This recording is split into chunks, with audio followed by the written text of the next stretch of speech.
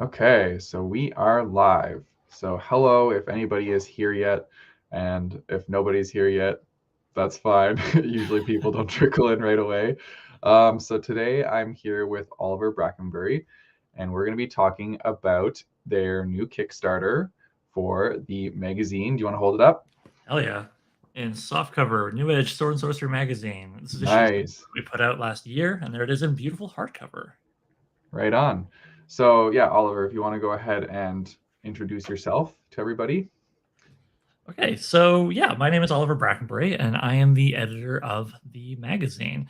I'm just a guy. I don't have like a big company or anything behind me, but last year there were a lot of very exciting discussions on a Discord where I hang out with a lot of other people who are really into like Sword and Sorcery, Conan, Elric, all that stuff. And we all kind of agreed like the audience needs to be bigger, and it needs to be maybe in some ways made clear to an audience outside of its somewhat homogenous audience. Like there's a lot of Sword and Sorcery fans look like me, and there's nothing wrong with that, and I want them to stay. But it would be nice to make it, apparent that it is welcoming more so to people other than myself, classic off the shelf, white straight guy.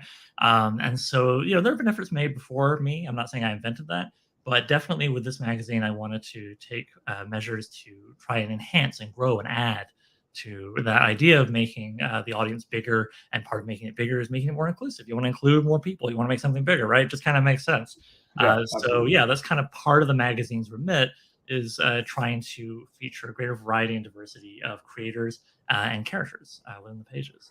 So that is part of what we're going for with New Age Sword and Sorcery. Otherwise, it's just to try and spread the good word that sometimes when people hear sword and sorcery, they just figure, oh, fantasy, right? Like just anything with a sword or a sorcerer in it. And they're not like bad for thinking that. I mean, good grief, we can't all be, big dorks like myself. Nothing wrong with dorks, but but I think it's interesting, not gatekeepery, not like it's not this, it's that. Just interesting to Mhm. learn the different subgenres of fantasy, so you can kind of go deeper and like find more specific texts to your tastes or what you're in the mood for at any given moment. And sword and sorcery is one of those flavors that I personally, well, I'd have to really like it, right? If I'm going to go all the trouble of founding a magazine and trying to get it out there. Yeah. So yeah, I mean, I could talk to you a little bit about like how I define sword and sorcery, and I do joke that defining sword and sorcery kind of is sword and sorcery because people love to just never stop debating the fine lines of subgenre, right? Like, is this grimdark? Is this? Is this that? And I could also talk about the origin of the magazine. I could talk about some of the talent we have lined up for the next two issues and what the Kickstarter means for the magazine, because like it will be, if it succeeds, I mean when it succeeds, yeah, there we go. Yeah. It'll be a real upgrade for the magazine, and could also open the door to other bigger ventures down the line. Like I really would like to get into publishing basically through this magazine. So yeah, I'll talk forever. Cut me off anytime you like to say something. No, so we have the link in the description of this stream. What does that link do for the users when they go to it? Is that signing up for the Kickstarter that is like that's the notification for when it goes live? Correct. Yeah. If that's the link I'm thinking of, yeah, it'll take you to like a Kickstarter, launch notification sign up. But if you are watching this video, like, I don't know if you're going to put this on the channel afterwards, after it's Yeah. been recorded. If you're watching this on February 2nd or later, then the same link will just take you to the campaign. So it works out nicely. But I think Right it's on. worth going for the launch notification because A, you don't want to miss it. And B, we do have a launch day exclusive. Anybody who backs like one of Ooh. the physical tiers, so if you're getting something shipped to you, like the magazine, you will get a bookmark that will have custom original art that will never be shown online or used anywhere else. So, like Very you and cool. maybe a couple hundred other people tops. I mean, I'm not trying to be too ambitious, but hopefully we'll get a few hundred people the first day. We'll be the only ones to ever get it. So yeah, that's our sort of little incentive there. That's And very cool. Kickstarters in general, backers in general, will all be thanked in issue one, but people who buy it from the store later won't because it's too late. We made the magazine, so so those are the exclusives and why you might want to sign up for the launch Okay. notification. So yeah, if you guys are watching, then go hit that link so you can get notified if you want cool swag. Yeah, Um, Yeah, no, it's funny that you were saying that there's so many subgenres of fantasy, and I'm always amazed at like how many there actually are. I even like myself get lost in the amount of subgenres there are. And I find it funny when I'm trying to like describe a certain fantasy book because there are so many subgenres. I find it so difficult to just like peg it down to one of them. Um, but yeah, I just like that's one thing I really enjoy about fantasy itself is that there's so many different avenues you can go down in like reading in this genre. It's really cool, and I learned a whole new thing about like grimdark fantasy. I didn't even know this was like a thing, and then people like described it to me and explained it all. And so yeah, I've been learning myself all the different like subgenres there are, including I think there's like, oh, what was it? There was one that was like, I think it's just like strictly monster fantasy or something revolving around monsters Oh, that I just like thought was cool. I'm But not sure about that one, but it is funny how even within the subgenres, of course, you drill down and it's very different from author to author. Like grimdark, right? What you mentioned there. A lot mhm, of people tend to think of Joe Abercrombie because mhm, he sort of jokingly dubbed himself, Lord Grimdark. That's his Twitter handle. And yeah, it's true. Like you do get a lot of like sort of grim, evil stuff in his stories. But there's also like a tremendous amount of humor, and it is very much in dialogue with like epic and high yeah, fantasy. Especially if you read his, breakout trilogy, the first Law trilogy. It's very much him kind of like spinning in a way Lord of the Rings. Um, but then you read, say, one of the earliest books that people refer to as grimdark, the Black Company series by Glenn Cook, which is kind of like a fantasy military thing, following a group of guys in like a big army. mhm, Long story short, that's dark. That's just hard, man. There's some light humor because you want the tone to vary, but it's not like Joe Abercrombie. If you read one of those books by Company and you read Joe Abercrombie afterwards, you'd be like, these are the same subgenre, but they are ostensibly. So and I'm that's okay with that. I mean, one of the reasons I love sword and sorcery is it's it's very flexible. Like there's a lot of ways you can tell a story that is recognizable as the sword and sorcery subgenre without like only telling like one little narrow kind of thing. You know, I like it's joked earlier. There's a lot of ways of defining it, and I have a very condensed definition. If I could read for you right now, I put it in the back of this magazine conveniently for future Oliver. So, so this is my like just rough like crunch down definition. You can always get more granular, right? But mhm, how I define it for now is sword and sorcery tells short, episodic tales with historical and horror tinged influences of outsider protagonists with personal motivations, often facing dark and dangerous magic. So, if I may break that down, like essentially, sword and sorcery does have a history of being told primarily in short stories because it was birthed out of the 1930s pulp magazines, Weird Tales in particular. mhm, And even the novels that would eventually be written later tend to be like 150 pages. Like, you just don't get the kind of like giant like Brandon Sanderson phone books, which like more power to you if you love them. I'm just defining this thing, not saying that the other thing's bad. yeah, Um, I enjoy that kind of thing too sometimes. But yeah, like short, quick, fast moving, characters you tend to like act, there's not a lot of introspection. But that doesn't mean you don't get to know those characters, just that you tend to see it through what they do more than what they like sit down and think about, right?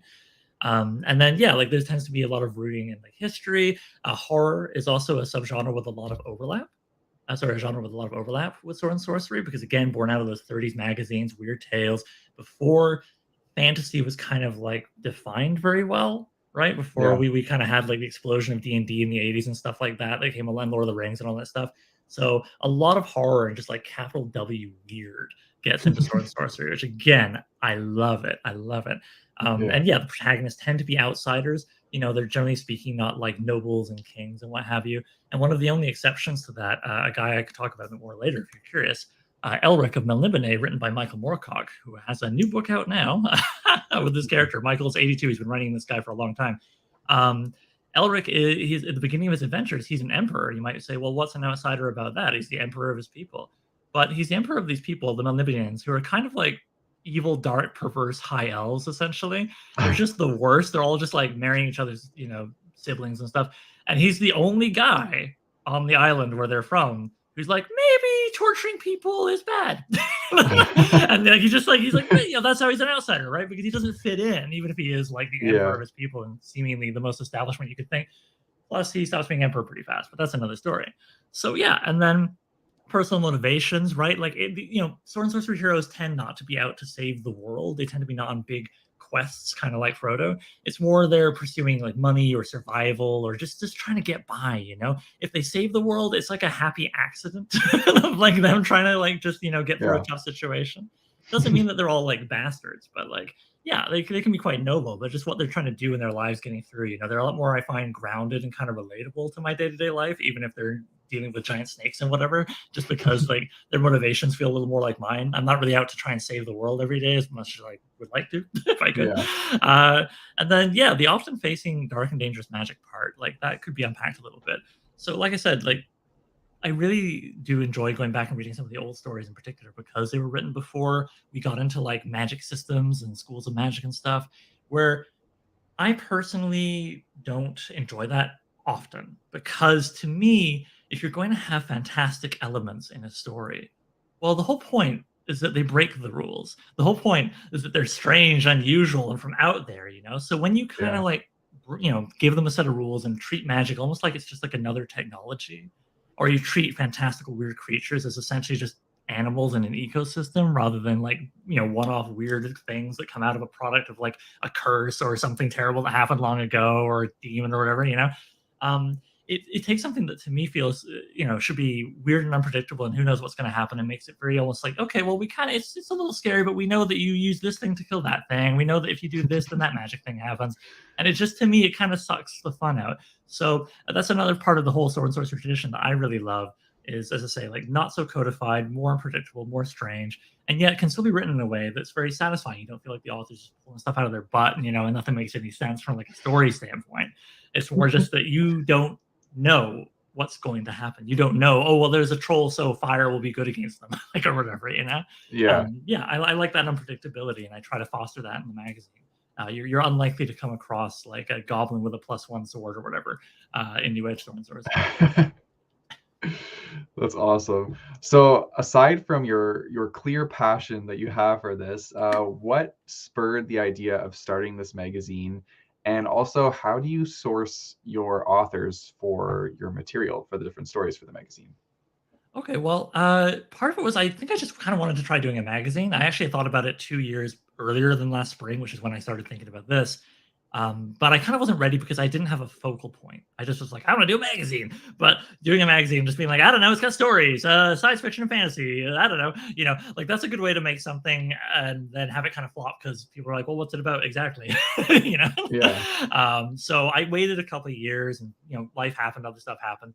And then this spring, I was on the Discord server for a very good free magazine, Sword and Sorcery Magazine, called Whetstone, WHET Stone, Whetstone, which I highly recommend.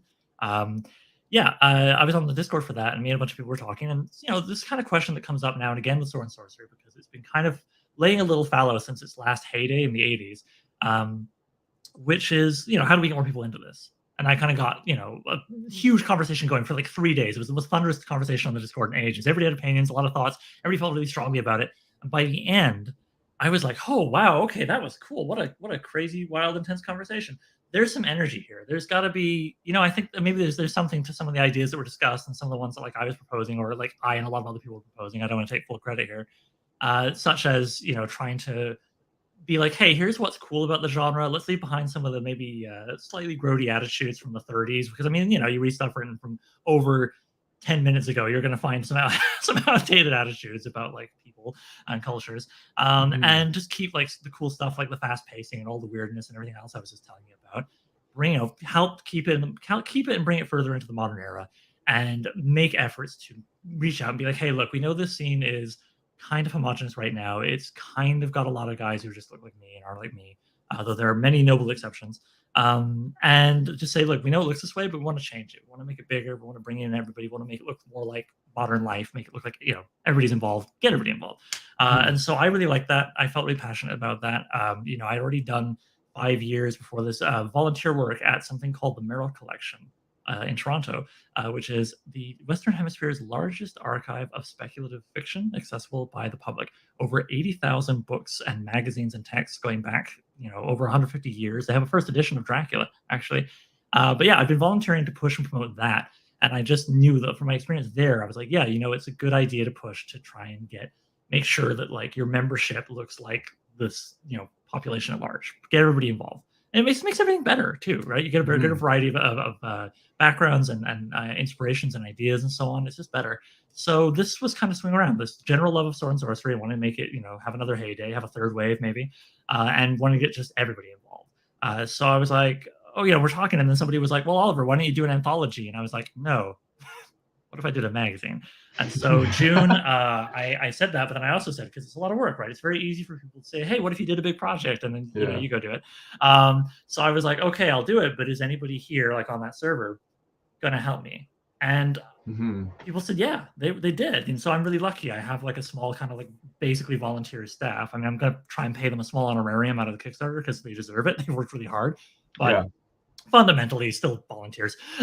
So I've got like a little staff of 4 people. I've got someone for layout and design, someone else handling social media, thank goodness, because one of the first things you learn if you try to make something like a magazine is that you will have just barely enough time to make the magazine.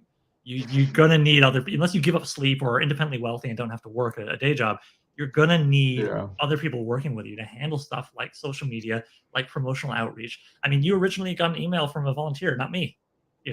It was from a list I called. I saw you and I was like, oh, I'd like to talk to him. But I didn't have time to send you that email. Yeah. No, so there you go, right? I know all about that. Yeah. And I also I got very lucky and I got a very talented copy editor, Jordan Douglas Smith, who helps make sure that our quality is high, which is something that was very important to me. So June, we just started going like magazine, and started kind of just talking, asking questions like, what would it look like? I don't know, man. What magazines do you like? I like Tales from the Magician's Skull, which is another really good magazine I recommend. Sword and Sorcery. And and then like we just kind of got cracking, and I was like, okay, well, who am I going to have in this? Now for that issue, I was like, I'm not ready to do open submissions.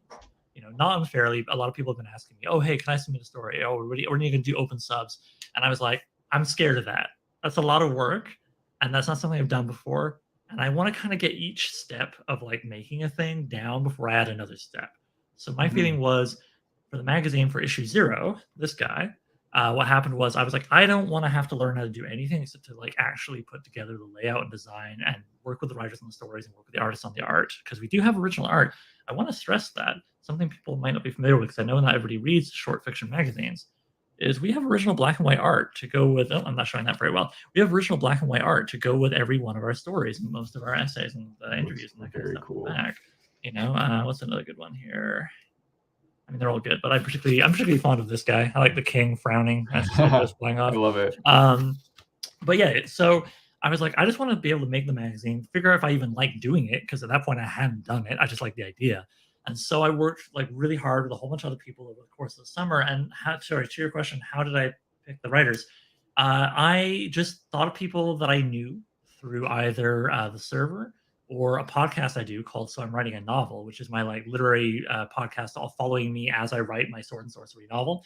And in between me talking about like different facets of the novel, I'll interview guests. So there you go. I mean, I just was like, well, who's a cool author that I've interviewed? I know I already like them as a person. I've read their work. I like their work.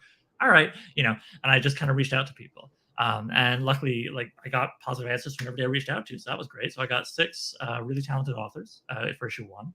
It's also how I found most of the artists as well. Although artists, we are in a golden age of finding talented artists online for your projects.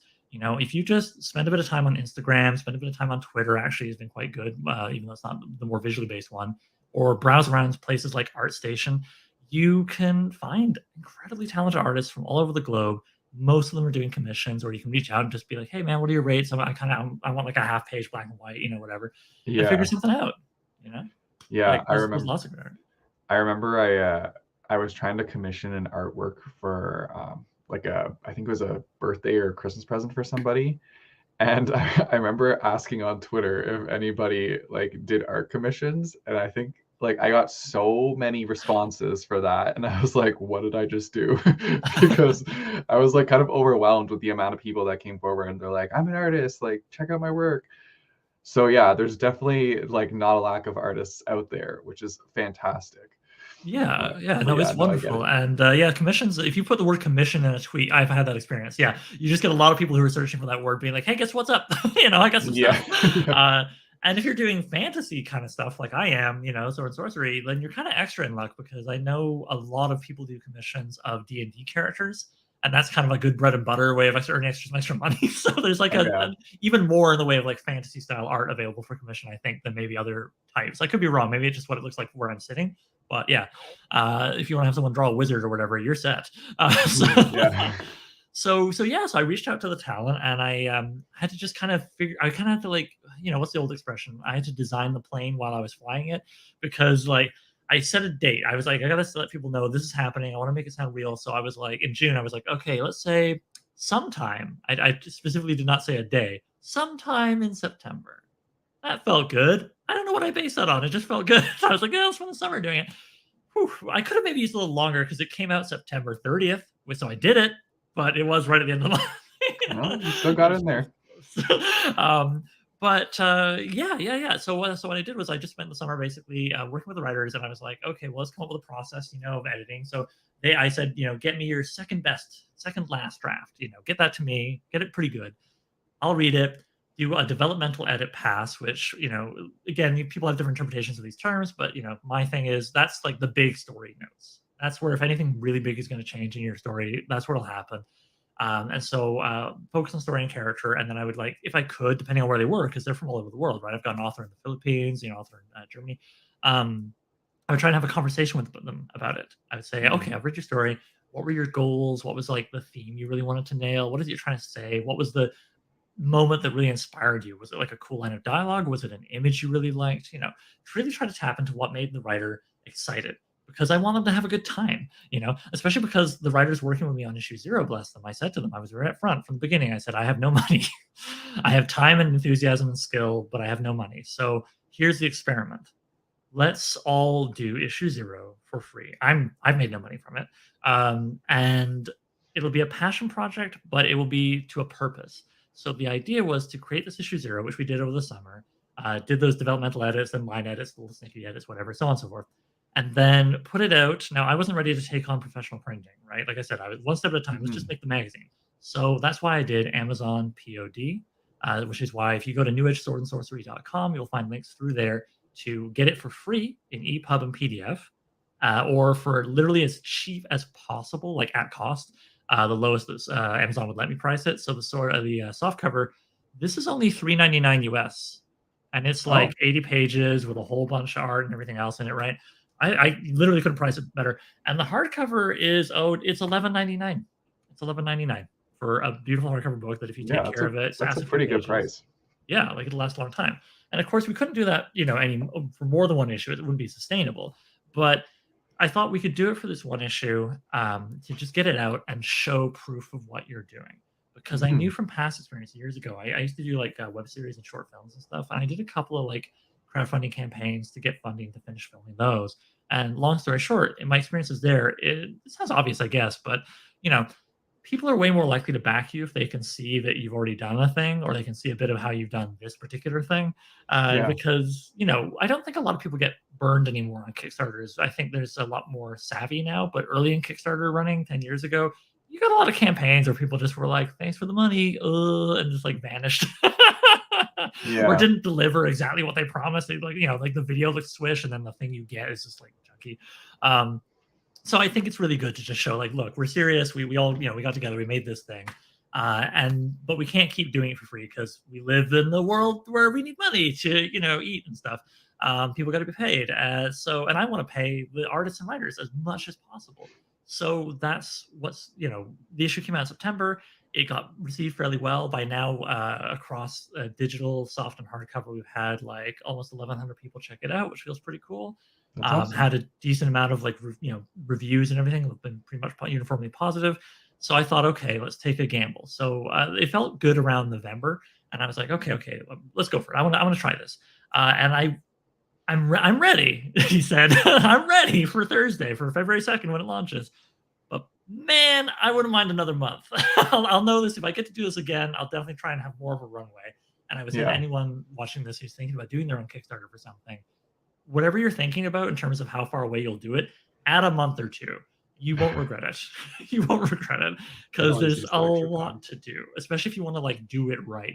And that's a big part of my ethos, because I've done a lot of collaborative creative projects before. Like I said, I did film and web series stuff. I feel like at this point I have done the thing just to see if I can do the thing enough. You know, if I'm going to do something, I want to go as hard as I can, not only for myself, right, to Mhm. make like the best thing possible and feel proud of it, potentially maybe even make a little money off of it from, um, but also I think it's respectful for the people I'm asking to contribute to it, the writers and artists. It's like, hey, I'm asking their time, and they could be doing literally anything else with that time. Yeah, So, absolutely. I want them to get as much out of it as possible. So yeah, which comes back to trying to make the magazine as good as possible, so as many people check it out as possible. So, in these months since the issue 0 came out, aside from just doing a lot of like research and like getting help, that's another thing. Don't be afraid to get help from people who know more than I do about Kickstarters, and making sure my math is good, because sometimes people do Kickstarters and they don't do the math right, and they don't set aside enough money for XYZ, and they just get boned later and they aren't able to actually complete the project, or they complete it but they don't have money for like taxes, because you pay taxes on Kickstarter income, people. So yeah, be careful, protect yourselves. It was also just like I had all the people from issue 0. I wanted to have them back, and they are coming back, so hooray! But I was doing 2 issues, right? And I was like, well, now I got to fill a whole other issue. So it was back to the quest of like finding, authors and artists and reaching out to them, figuring out what would be a good mixture in the issue, right? Like maybe I wanted like a couple of really strong horror authors to come in, because, like I said, there's that big overlap between horror and sword and sorcery. And I got very lucky there. I got quite a few people, but the one off the top of my head is Gemma Files, a Canadian horror author. She's really worth checking out. Experimental Ooh. Film is one of her books I particularly like, and I saw her on Facebook. I'm friends with her there, and she was just like doodling like stuff from House of the Dragon, and I was like, so she's got fantasy on the brain, huh? Like, all right, okay. So, That's um, awesome. yeah, and again, prior relationships, I had interviewed her for a podcast, so she knew who I was, and it was a lot easier to just be like, "Hey, what's up?" and good bugger. But a lot of it also included just essentially email cold calling, and you got to be careful about that, because you want to be respectful, especially to bigger names who are getting like emails all the time, be like, "Hey, do you want to be my thing?" Mhm. But if you can get an introduction, or if you can just be really respectful, because I think that's the big thing, right? It's not that I think people who have big audiences, or big names, are like annoyed at the very prospect of talking to people. Like, they're human beings, same as you and I. But it's just that they probably get a lot of requests from people, not only in number, but also a lot of them are kind of disrespectful, and just like keep tweeting at them and keep bugging them, being like, "Hey, come on, come on, come on, come on." Don't do that. Yeah. have backups for the person you want to get. If you can't get them, deal with it. Yeah, I can personally say that is the easiest way to turn someone away or like Yeah. turn them off from what you want them to do is just constantly pestering. Um, So yeah, so yeah, I guess all this prep got all the names.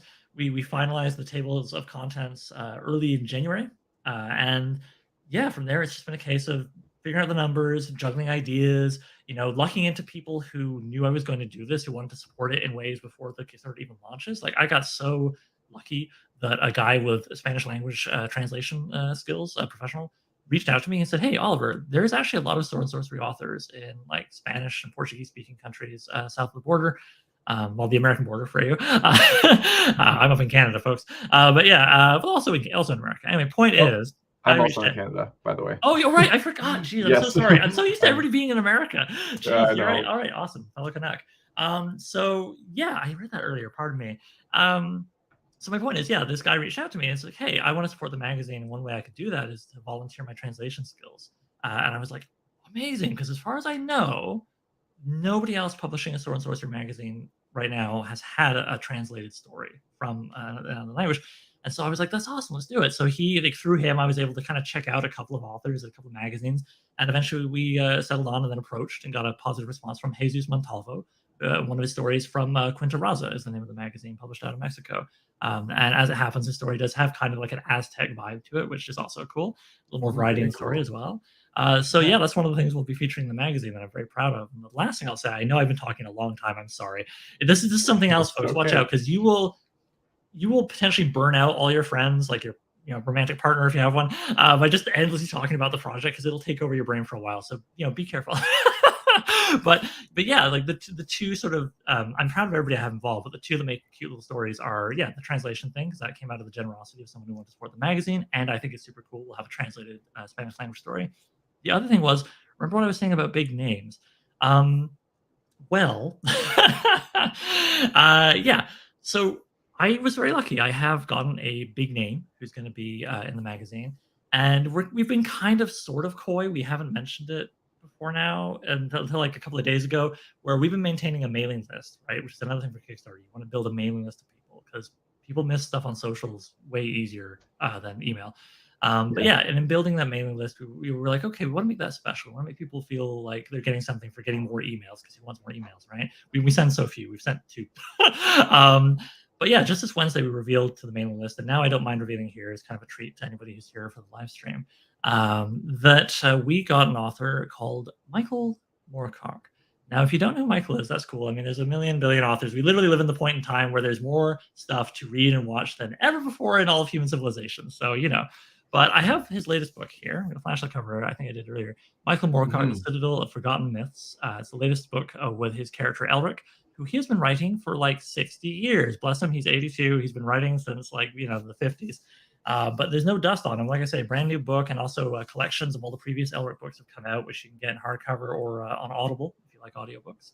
And he's written piles of other stuff. Elric's like his guy, Anyway, yeah, I got really lucky. A friend had his email, and I just was like, you know what? You miss 100% of the shots you don't take. There's a Canadianism for you. So I just asked my friend. I was like, hey, would you be comfortable sharing his email? And he said, sure. I just sent a short email. This is the other thing, too. I would advise to anybody when you're reaching out to get other people for anything like this, be very concise, very clear, and be respectful, but don't apologize. Don't fawn and be like, oh, I'd just be really nice, I guess, if you help with the thing, because you might feel really anxious, right? And that's coming out in your email or your phone call in this kind of apologizing for even talking to them thing. And that too is off-putting, and it makes them wonder well, why would I want to, work with this person who doesn't even feel good about themselves? So luckily I have had those experiences and I learned from them. So this email, I just was like, hey, we're doing this thing. Here's a brief description of why it's cool. Here's a link to the website if you want to learn more. Don't drown the person in too much. Do you want to do a story? Bye. And I was so lucky that the next day I get an email back, and it just was like, sounds great. I was like, that was back in October, and it really kept me going through the hard work of assembling everything else. He was one of the first guys we got on board, and I was so happy because when the people who are already deep in the subgenre talk about it, there's 3 really big names, and 2 of them are dead. Robert E. Howard, the guy who invented Conan, right? That's the movie from the 80s, but on Schwarzenegger. But yeah, the guy who invented Conan. Another guy called Fritz Leiber. If any of you watching really enjoy fantasy that focuses on thieves skills, cities of thieves, that kind of thing, he invented a pair of characters called Fafford and the Grey Mouser, and they're basically where all of the contemporary fantasy stuff around thieves come from. He literally invented the concept of the Thieves Guild. Strongly recommend Fafford the Grey Mouser by Fritz Leiber. You can go Google it. And the third name is Michael Moorcock, who's still with us, with his sort of anti-Conan, Elric, who is sort of, instead of being a bronze muscled guy, barbarian from the north, very uncivilized kind of guy, he's an albino who's very weak and has to take weird drugs, and then eventually use his magic sword to eat people's souls to keep himself going because he's just very sickly. And like I say, he starts off as an emperor of his people, though that quickly changes, and has more mystical, weirder kind of adventures than good old Conan. But yeah, that's been kind of his boy for 60 years, and he's been writing piles of other works as well. Moorcock is really somebody, and he's a huge influence upon authors that you might be more familiar with. George R.R. Martin absolutely read the hell out of Moorcock, and you can see it in a lot of his work. The quickest and easiest reference is right now, if you watch House of Dragon, Matt Smith's character, especially when he's in the full armor, he's Elric. They could have cast him for Elric if they were doing a live adaptation, and then Neil Gaiman, there's all kinds of concepts sort of the grand cosmic battle between law and chaos and the balance in between. That comes out of Michael Moorcock. And Neil Gaiman freely admits borrowing that and other elements when he was way back writing Sandman. Plus, if you dig multiverses and that kind of concept, right? Michael Moorcock came up with that. No joke. He's the first guy in literary circles to propose the notion of the multiverse, and to do that with his own characters and occasionally have them visit each other and that kind of thing, even despite being from vastly different worlds and stuff. So yeah, he's just this juggernaut of influence on the whole fantasy genre, and I couldn't be happier to have a commitment from him for an original story for issue number 1. All right, I feel like I've been monologuing. Sorry, man. Go for it. No, that's okay. That's very exciting to have an author that you have been reading agree to be in your fantasy magazine. So that's super cool. Rocket agrees here. She says, I find emails much easier to check up on books and other things. So I agree. Yeah, it is important to have those email notifications, because they also help me stay on top of things too. Like social media, you'll get your feed, but then yeah, things disappear quickly because it's like so over condensed with so many people posting things that like you're not always going to be sure to get the right audience with that. So yeah, it's good to have newsletters for like Which, email notifications yeah, and which stuff people like can that. find ours, by the way, at the website, newedgeswordsorcery.com. I'll put that in the chat. But yeah, exactly. Like, and even that's not perfect because I get stats on how many get opened. Yeah, no, I know. I do too. But it's better than like Facebook, which like unless you pay them money, will only show, say, if you have a Facebook group, like Yeah, 3 people out of your group of however many thousands. Like whenever you make a post, it sucks, man. Facebook yeah. is so bad for getting a hold of people. Twitter is so far been our best between Twitter, Instagram, and Facebook. We've poked at Mastodon because the whole Elon Musk thing got us freaked out, as same with everybody. But yeah, long story short, so far Twitter still seems to be kind of the best for us despite everything. But the absolute tops is a newsletter, and I feel like my attitude to the newsletter is I used to like really long newsy letters from authors because I like the author. I want to learn more what's up with them. But over time, maybe it's just me getting busier. But I don't have time. I found I was skimming them or even just kind of skipping and being like, oh yeah, that guy's still alive. Cool. And so when I was like, I'm gonna launch a newsletter, I always try to think of like what is my experience on the other side of that and how might other people prefer it to be. So like I said, our newsletter, we have literally sent 2 emails. And the first one was, hey, guess what? Issue 0, it's out. You can go get it. Here's the links. Done. And then I sent an email this last week being like, hey, guess what? Kickstarter in a week. And just a heads up, we're going to send you a couple more emails, like when it launches, somewhere in the middle and kind of near the end, right? But Yeah. it's like, we're just going to do that, and then afterwards we're going to shut up for like a long time until we've written and produced and made the issues, and we'll tell you they're coming, they're going to be shipped, and they're going to be available for sale eventually later. And I just think that's the way to do it, is just be real short, be to the point, be like, here's the cool thing that's like, if I can use jargon, actionable. Here's the thing you actually want to like poke and prod and do something with. Cool, bye. Maybe here's a picture of my dog if you want to do that. Like, nothing wrong with that. But yeah, just be short to the point. Don't do it too often, because I think we all get a lot of pressure as creators. You certainly, I'm sure, feel this with YouTube, to be like regularly producing. And like for some things that makes sense, right? Like I do a podcast. I try to get it out twice a month. That works for me, what I can fit in my time and what people respond to well. But a newsletter, I don't think it needs to go out every week. I just don't. And I think when it does, not only do people tend to skim, but even the people who read are going to read you desperately trying to fill the space. Even the most successful authors rarely have something amazing to talk about every Saturday or something. Yeah, I think like monthly newsletters are probably better. Yeah, for sure. So that's my attitude to that. In case anybody listening is like, watching this is thinking newsletter, I don't know. It's like, man, you're going to get like a handful a year tops, and that's a really yeah. Yeah. Okay. So I have another question in regards to, so crossing our fingers that this is a success and it goes further than this. Moving forward with new volumes of the magazine, how would you go about, like, would you accept submissions from people that want to be included in this magazine? Would that ever be something that you'd be open to, is letting like writers and authors, maybe they've never been published in anything before, send a story to you to potentially be in this magazine? Yes. I can't say exactly when it's going to happen, but I can say it's like maybe around, if we get to do issues 1 and 2, then of course I'm going to start thinking about 3 and 4 the following year. And I'd love to do even special themed issues, like a mini anthology, special issue, all romance or all pirates, whatever. I got a long list of ideas. You don't have to hear them all, but you get the point, right? Like kind of like an anthology, but magazine size with nonfiction as well as fiction. And maybe if I'm really lucky, publish novellas and book anthologies. We'll see what happens, right? But okay, that's going to need a lot of writers. So to your question, Yeah. I have been taking inspiration from other publications I really enjoy, and that includes with approaching the submission thing. So one example, I don't have a copy with it with me, but again, I'll say Tales from the Magician's Skull is a great sword and sorcery magazine. I strongly recommend it, and it's been a source of inspiration for me for a lot of what I'm doing with this. They did not take submissions for their first 6 issues.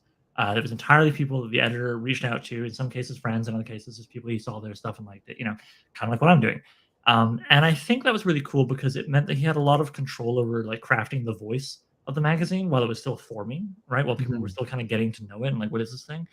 And I think that's really important for what I'm doing in general because of the tone of Sword and Sorcery and what I want to see in its expression. Also, the sort of our diversity remit. I want to make sure absolutely our table of contents doesn't look, you know, we publish white guys. Some of my best friends are white guys. We just don't want it to be like, only white guys.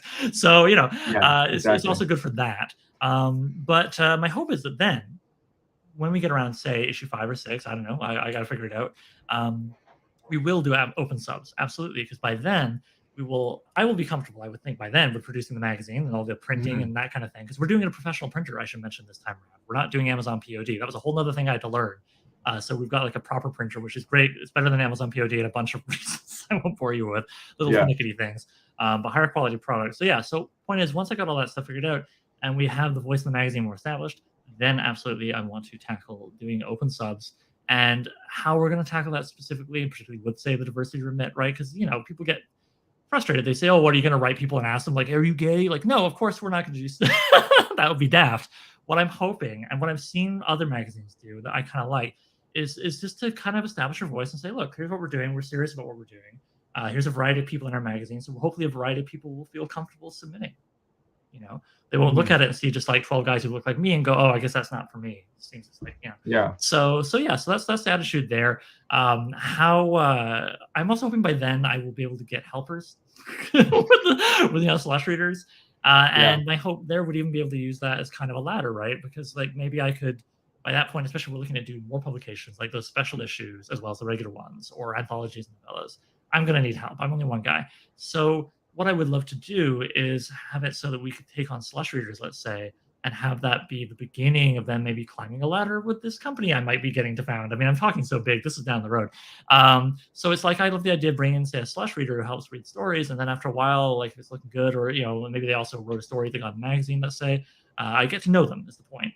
I could bring them on as maybe an assistant editor on one of those like themed anthology issues. And then maybe that goes well. And then maybe we're going to put out an anthology, but I haven't got time to be the editor. I'm just going to be a publisher.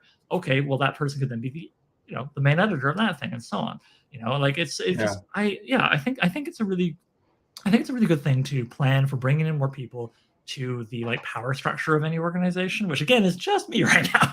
But if let's say we grow and keep going, we actually become like a little publishing company. He says, then I want to plan for bringing in more people and bringing in more people who aren't just exclusively, again, guys who look like me. And I think that's a good way to do it, right? Is to sort of gradually move people up from like lower rungs to higher rungs. Just make sure you keep moving them up. We've all heard of those kind of like ceilings that some people hit in publishing. You got to be careful of that. But you got to start. It's this conundrum where you want to bring people in, but you got to do it gradually because you also have to have a lot of trust and really know them because you're giving them a lot of responsibility with this thing that you worked very hard to build. Yeah. So it won't be overnight, but if we publish these 2 issues, we have to do more. Get to do open subs, bring in slush readers. Get to that's my way too detailed answer to your question. Pardon me. Again, excited, and also it's taken on my brain. So No, it's really cool, and it's really exciting to see like how passionate you are about this project. And I love like people talking with so much passion about something they've wanted to create and they've worked so hard to get towards. Like it's really fun seeing that passion come out in how you're like talking about it. So it's really cool. cheers. Okay, so in regards to Kickstarter, I personally have only like backed Kickstarters for board games, which is something that I find Kickstarter is great for. And I wanted to throw this in for a question for you just for fun, if you had any favorite board games, because I know you're a fan of D&D. So do you have any like physical board games that you're a fan of? I did actually. You warned me about this, so I have. I don't have a lot of board games at home because I live in a downtown apartment. There's only so much space. But I'll go to board game cafes and try out this, that. It's fun. Yeah, no, I do board games, and I do have kind of a quirky one here. Oh boy, Cults Across America. There we go. Which is sort of a Cthulhu themed kind of thing. As you can tell, it's very wacky. There's like a death ray and all this kind of madness on it.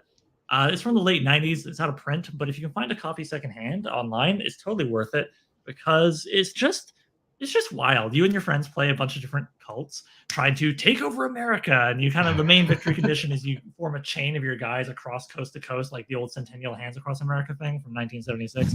I guess is the idea. But you can also pull other victory conditions by like summoning your god, taking over everybody's dreams, like it's Friday, like it's Nightmare on Elm Street, or you sacrifice your cultists, like it's this big dark ending. So yeah, I think that's probably one I've had the most fun with my friends because it's just so bizarre.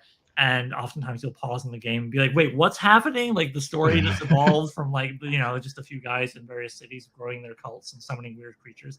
Yeah, yeah. So it's pretty fun. I also got a lot of nostalgic appeal to me because of getting drunk at cottages with friends, and everybody starts cheating really badly. Like it uses little cardboard squares for the tokens, and so people would be like hiding them in their watch bands and stuff, and then just sneaking guys on the board so they had more guys than they actually paid for. And after a while, we were all like, take off your watch. No, take off your glasses. No, you got what's behind your ears? Are there pieces behind your ears? Just like. That sounds So so fun. there's a sentimental attachment as well, but I promise it is like technically a fun game, and anybody can sit down and have a good time with it. Otherwise, I've got settlers. Like, who doesn't have settlers in their house? I think it's legally mandated at this point. Um, and I'm also a big fan of Twilight Struggle. Is a good one. It's a classic and is often voted as like the best or second best, depending on who's saying, board game out there. It's a two-player, which is unusual, Cold War simulation, where each, well, of course, one of you is America, one of you is the USSR, and yeah, you kind of play through the history of the Cold War and try and win without going to war. Then you lose because hey, the nukes go flying, right?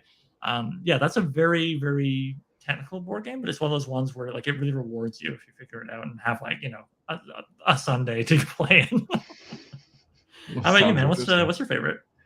Well, Catan, yeah, is definitely a big staple in this household. In regards to Kickstarters, we've backed one called Hero Realms, which is a fantasy like card game, and you're essentially against each other, and it's a deck building game. So like as you go, you're building different styles. So there's like different cards that all kind of cater to different things. So there's one like that's like a guild faction. I think there's one that's like a nature faction, one that's kind of like an empire faction, and they all kind of, if the more of one type of card you get, they kind of work together. So when you play them from your hand, they have abilities that will like trigger off of each other. Oh, And cool. so it's like you trying to beat your opponent. You both start at 50 health, and then you're trying to like kill each other. But there's cards that'll give you like health back, and cards that do like extra damage. And so it's really interesting. Yeah, it sounds kind of like Magic the Gathering and Dominion had a baby. Yeah, it kind of is like similar to both of the, yeah, that's actually a really good like way to sum it up. And I love the game because all the artwork is like so beautiful on the cards. Like it's very fantasy-esque style, so it's like a fun game. We also backed another one on Kickstarter called Dice Throne, which is essentially like you're a hero, and each hero has a set of cards that you can use, and you also have a set of dice. And every turn you roll your dice, and based on like what your dice rolls are, those are like certain abilities that you can use on your like character card to like try and take out your opponent. So that one's also like a very fantasy style game. Like you can be like an archer, a paladin. What else is there? There's different, we have expansions of it, so we have a lot of different characters. So there's one that's like an artificer, like a vampire, a pirate. Like there's all sorts of different characters, but it's such a fun game. And I like that one because I'm pretty good at like luck games. If you have to roll dice, I don't know why I have a horseshoe up my butt or something, but like I'm good at dice games because I'm not great at strategy games. So I'm always like, let's play the one where I can just win without having to think about it. So yeah, I don't know. Those are a couple that we have in here, but we also have like an entire wall full of board games. So we have lots of options. Oh, nothing wrong with that. No, that's awesome. You have a good arsenal to choose from, and yeah, like I mean, board games are a great Kickstarter industry, right? It's a really big thing. I think there even is like a Kickstarter spinoff. Like it's not them, but like last year, stop if you know this. Kickstarter's management kind of wanted to tie cryptocurrency to Kickstarter somehow, or Bitcoin or whatever, and everybody just was like, really did not like it. A lot of people backed off. A lot of people who use it to publish their stuff got out, and a lot of people made their kind of like, okay, they were like, oh, people are peeling off a Kickstarter, we'll make our own Kickstarter, and a lot of them are specific. And I can't remember the name. I'm sorry, but if you Google it, I promise you there is a Kickstarter just for board games. Well, it's not them, but it's the same idea, board game specific. Yeah. And I've seen other ones too. There's like a comic book one in particular as well. Ooh. Yeah. And even a company called BackerKit, who's actually teaming up with us for our Kickstarter campaign. Their whole thing, BackerKit, is that they help make sure people get the thing, right? Because they know a lot of creators, it might be their first Kickstarter, and so they will team up with them for a small percentage of the thing, and they will help make sure that customers get Yeah. it. And they also allow you to do things like what I'm doing for this, which is they allow you to charge shipping just before you send the thing, not at the same time as the Kickstarter, which is Right. great because it benefits everybody, right? Because for the person running the Kickstarter, it protects you from fluctuating shipping costs. So Hmm. if shipping goes up and you don't actually have enough money anymore all of a sudden, right? Like, so there's that. But it's also nice for people who are backing the Kickstarter because it means, oh, cool, I'll pay for the thing now when I'm backing the Kickstarter, and then I get like months before I have to pay the shipping. So it's kind of you get it in 2 installments. It makes it easier. So yeah, Yeah. they have made their own platform. It's in beta because they Oh, had cool. helped people with their Kickstarters for so long, and then they were like, "We actually know how to do a crowdfunding campaign inside out. Why don't we just?" So Yeah, I'm pretty sure we've actually used BackerKit for like our newer editions of the Dice Throne game that we purchased. So yeah, like yeah, I do agree. I had a good experience with BackerKit, and like I would use them again. yeah, no, they're really good. They're unlike everybody else who tried to make their own Kickstarter. They're a known quantity. They've been around for a while. They've proven themselves, and so Hmm. yeah, like I couldn't get in the beta because they were looking for people who've already kind of succeeded big because they want to make the beta impressive, right? But eventually, when it comes out of beta, I'm gonna be on that for a bunch of reasons. Yeah. But Kickstarter is all good, and I want to sound ungrateful, Kickstarter, if you're watching. Uh, but I do feel better for having teamed up with them on this Kickstarter. I feel better and safer, and I think anybody who backs the campaign and sees that they're attached and knows who they are will be like, "Oh, good, backer kid. All right, cool." Yeah, Right on. yeah. And like for publishers, it's a big thing. It's a really big thing. Independent publishers, it's basically a way to do pre-orders, right? Like instead of having to like somehow scrabble the money together and gamble it, and then oh no, nobody bought the damn thing. I can do a Kickstarter, and if enough people want it, yay, it happens. If it doesn't, if they don't, all right, Yeah. like it's a bummer, but it's Yeah. not a That's fair. catastrophe. Yeah. We had Rocket here saying, "I love me some Waterdeep game," and by that they mean Lords of Waterdeep. Right. I I think we own this game. I'm pretty sure this is on our shelf, but I don't know if we've. I don't think we've played it yet because I'm pretty sure we bought this game when we had a board game cafe here, and sadly they went out of business when COVID hit, so they Yeah. were selling all their games, and we ended up buying this one. I think it's either. Oh, okay, wait, maybe not. I feel like my coworker snagged this one on me because I told her about it and she was like, "Oh, I'm gonna go check it out." And then I told her I wanted this game, but she also wanted it. And I'm pretty sure she snagged it before I could get it.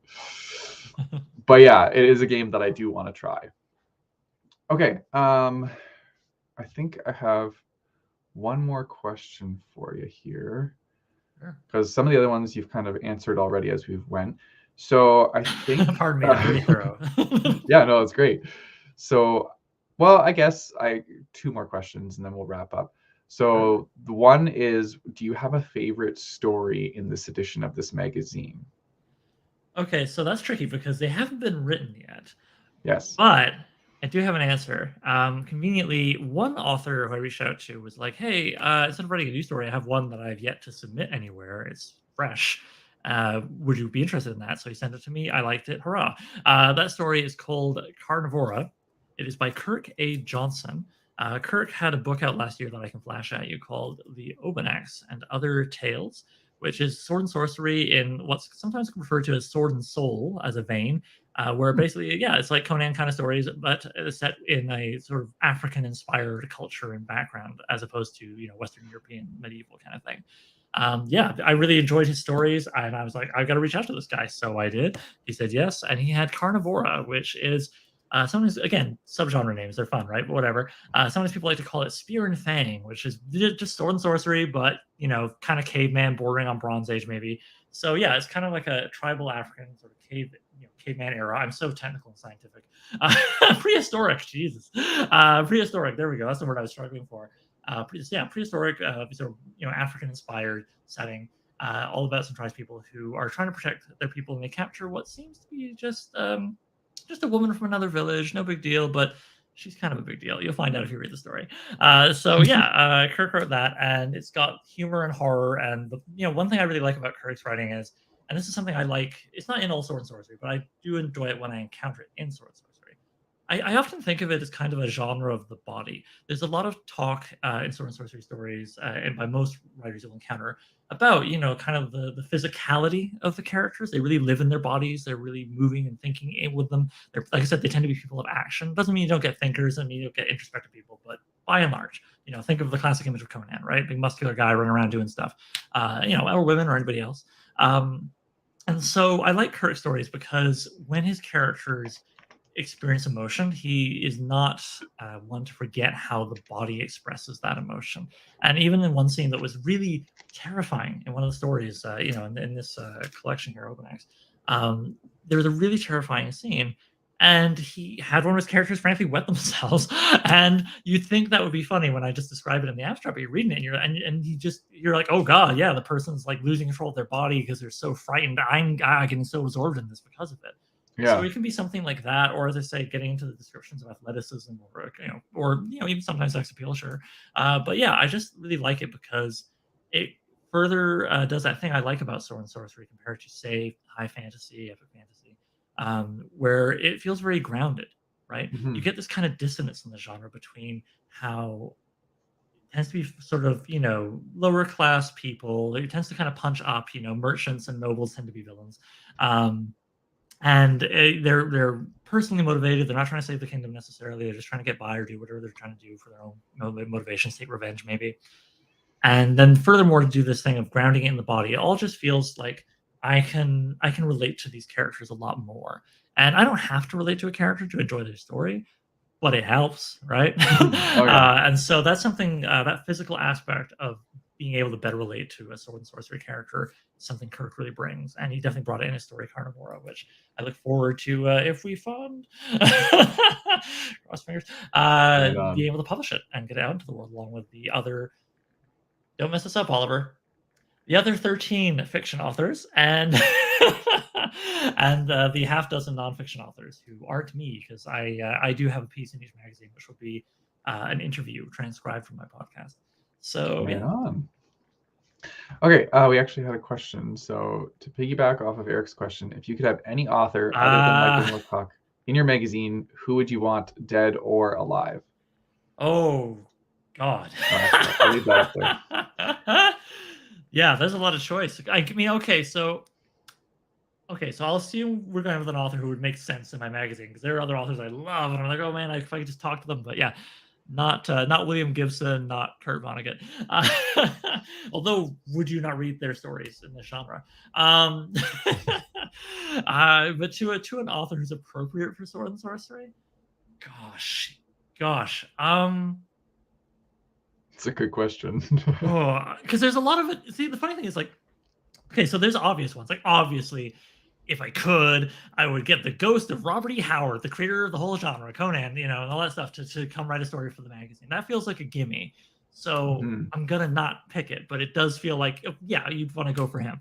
And then there's a part of me that I'm always interested to see, and you'll see this in our table of contents for issues 1 and 2. We have plenty of real sword and sorcery heads, including Michael Moorcock, but I made a point of reaching out to authors who were, like I said, horror authors, for example, or just wrote in genres that like one author we have, Margaret Killjoy, who I was very happy to get her.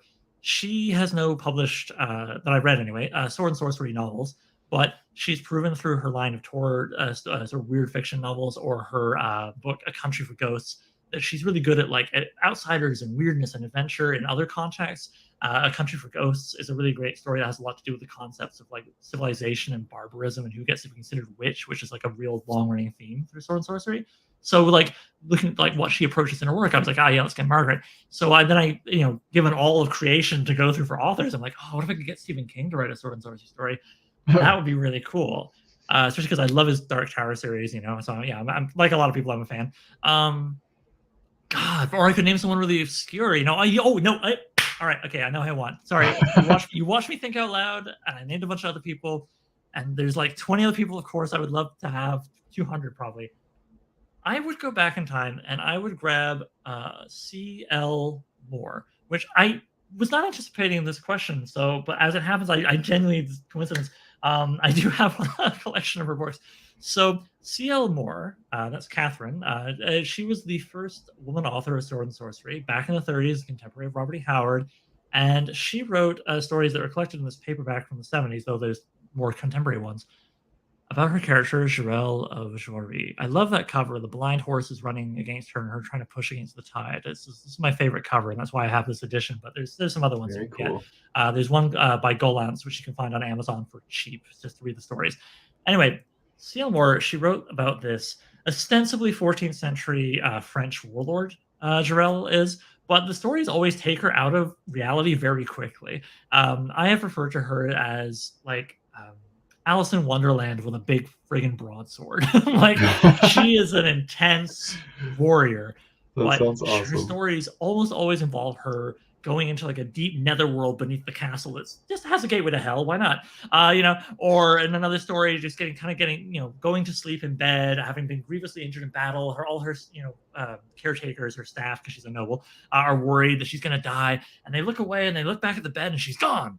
And she's off in some other, like I say, netherworld. And the stories are also very, they do it all, which I think you can have in Sword and Sorcery. A lot of people hear, oh, it's got lots of action, so it must be brainless, right? Nope. The best written scenes, including action scenes, I stand by this so strongly, can convey all sorts of stuff about character and theme and emotion that we all relate to. And Steelmore does that. She brings the weird. She brings the sort of outsider, because Jarell's not like a lot of the other people from her realm, and she's always plucked and put somewhere else where she doesn't fit in anyway. Like I say, and yet Catherine Seymour there, she only wrote 6 stories, and the 6th story was actually a crossover story with her. He was not her husband yet, but she would eventually marry him. Another author named Henry Kuttner, who wrote kind of a prototype for Han Solo called Northwest Smith. And so there's this kind of fun story where Northwest Smith and Jarell Jory like have an adventure together, which is kind of cool given that the authors went on to get married. I mean, but yeah, she just like, for a bunch of reasons, I won't bore everybody. I won't give you the whole biography, especially because actually, holy cow, you'd think I planned this. I swear I didn't. Especially because in issue 0, which you can read for free in EPUB and PDF, I want to stress that. You can read Cora Bueller's excellent profile, C.L. Moore and Jarell Jory, the First Lady of Sword and Sorcery. So you can get all the details about, the bio and all that stuff there. But Catherine didn't wind up running any more Jarell Jory stories, which I thought was a real shame. So I think I would get to talk to one of the absolute original SNS authors and get to, selfishly be like, write more Jarell for me, for my magazine, if I had Catherine Elmore in New Edge Sword Sorcery. So there's my answer. Right on. Great question, Jordan. Yeah, thanks, Jordan. That was awesome. I love answering questions, mate. Guys, hit me up if you're in the chat. Throw it at me. Sorry, Erica, you should also be the host. Yeah, take over things. I was gonna say I got one more question, and then we'll probably wrap up because we're on about an hour now. Okay. So my last question for you, and I gave this one to you ahead of time, so you had some time to prepare. Is that if you had to pick 3 favorite characters and books of all time, what would they be? Okay, so obviously that's hard, and I'm glad you gave it to me in advance because I just stood there in front of my main bookshelf because of course, I got more than one, but my main bookshelf, and I was just like, for my breakfast this morning. Well, conveniently, I've already answered 1/3 of that because this is my representative of Sword and Sorcery for that question. Okay. So just said it. Great. The other 2 are not within that genre, but William Gibson. I'm a big fan of his. And while I do love what is kind of his hit single, Neuromancer, where he didn't actually invent cyberpunk, but as far as a lot of people are concerned, he did.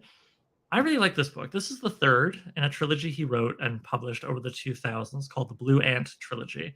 And while I absolutely adore his sci-fi stuff, and I mean, some of you may have watched the new TV show, The Peripheral, which is an adaptation of the trilogy that came right after this. Okay. I love this one because he had been writing Sword and Sorcery. Wow, I'm so stuck in my magazine. He had not been writing Sword and Sorcery. He'd been writing sci-fi, cyberpunk in particular, right? From the 80s through the 90s. But as he kept writing, the settings of his stories kept getting closer to the present. And eventually, as he said in interviews, he's like, yeah, the stuff I wanted to play with was kind of starting to happen. And so he thought for a challenge, he must have liked it because he did a whole trilogy. He put it this way, he said he took the toolkit of science fiction and applied it to the present day. And I think that's really interesting, to write about the present as if you are writing a sci-fi story where you have to kind of explain things to the reader the way you would in a sci-fi story. So it's this kind of like, sideways way of looking at the present. and it makes you see things differently in a way that I find richly rewarding. And in fact, so each one of these books was set in the year before, I think, the year it was published, right? So 2003, it's set in 2002, and so on up to this one, which was set in 2010, I think, came out 11. And all three books are great. The first one, Pattern Recognition, which is where you want to start. Honestly, it's the only book that's riffed off of 9/11 in a way that I found actually engaging and interesting, and not just kind of a lot of stuff you'd expect people to say. But then, this third one in the trilogy, William Gibson has a lot of stuff going on for him. I mean, I need to tell you that. But the thing I'm thinking of in particular with this volume, the third one, is that he's really good at writing second and third books in trilogies so that you can just pick it up and start there and understand it enough to really enjoy yourself. My very first read of his actually was the middle of a trilogy, and I had no idea until like a year later. I was like, oh, there's more. And he's also really good at writing intricate description of setting in a way that doesn't bog the story down and has you just fascinated. And so I will sometimes pick this off my shelf and for pleasure read the first chapter just to read the description of this weird hotel that the main character stays in for most of the book. so yeah, like that's cool. that's one. And then the last one, I actually have two copies of it here. I have more editions elsewhere in my apartment. This is possibly my favorite book, period. If I, it's a silly, it's hard, it's just fun it's a fun thought experiment to try and pick your absolute favorite book, but it's also kind of silly because like tomorrow you're going to be more in the mood for this, right? The day after that, more in the mood for that. Mm-hmm. But put a gun to my head, the book, it would be God Bless You, Mr. Rosewater by Kurt Vonnegut Jr. This is an old 70s paperback I found. I was very happy. He's got that colored end page thing. I love that. Oh, yeah. Like blue or yellow or purple or whatever. Yeah. If we really blow it out of the water with stretch goals for the magazine, we might do this for the hardcover. Nice. But we'll see. And then here's like a sort of later 90s edition. And then I don't have the most modern one that has a doodle on it. But anyway, point is, God Bless You, Mr. Rosewater is just, it takes, I love the goofy, weird hijinks that he has in his stories. If you're not familiar, and he said listener, viewer. If you're not familiar, viewers, with Kurt Vonnegut, like he basically was a sweet old poop who wrote a lot of books. That's how he would describe himself. Who wrote a lot of books that had to really, they were kind of literary books, and the ideas they were getting at, they were very much about universal themes of like who we are and what makes us who we are and what we owe to each other and that kind of thing.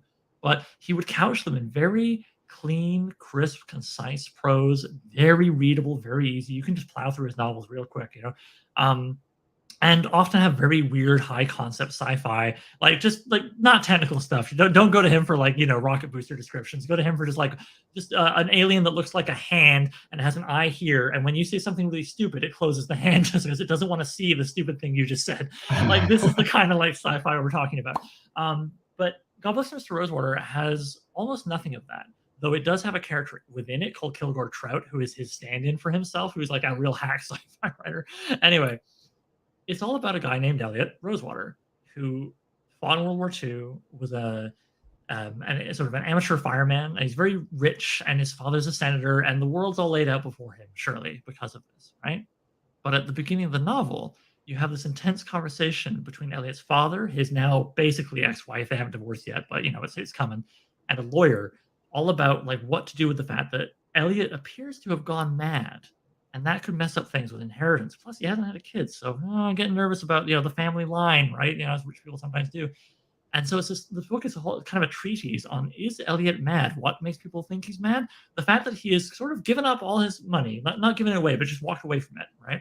And has set up an office in the dingiest part of Indianapolis, where he grew up as a boy, and he will help anybody who calls him and needs help.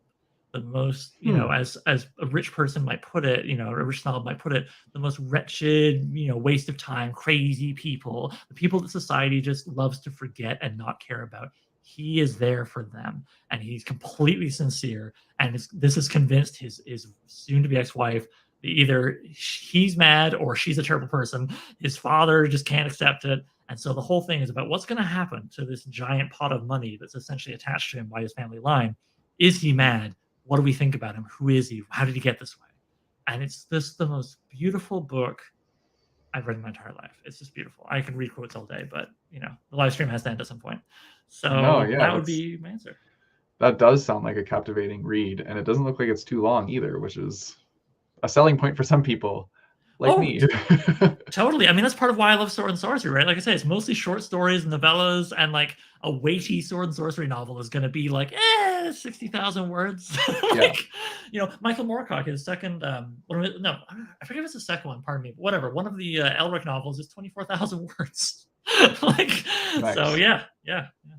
I'm a big fan of like short stories and stuff like that because I feel more productive when I'm reading them. I'm like, okay, I'm actually getting through these books, even though it's like not full length novels. I'm still like I feel productive getting through them. Well, you're And getting complete stories. You're getting to yeah, sample different authors more quickly, and exactly. also, something I find sometimes when I've tried to get people into the idea of it, because I know a lot of people don't read short stories or they don't read short story magazines. They're like, well, they maybe don't even know those are still a thing.